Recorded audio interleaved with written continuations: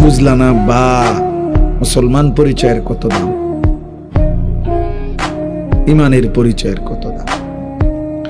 আমি গভীর রাত আর লম্বা করতে চাই না। ভাবলা না তোমরা, তোমরা আমরা বুঝাইয়া পারলাম না।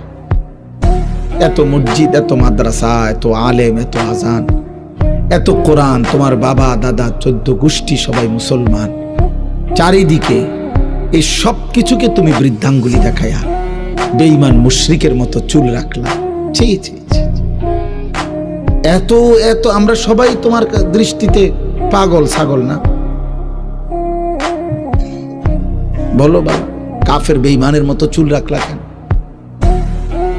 এই মুসলমানের বাচ্চা, একটা ওয়াক্ত নামাজ পড়লি না যারা, তো তোর সাথে আমাদের কি সম্পর্ক? আব্বা, তোর বাবার সাথে কি সম্পর্ক?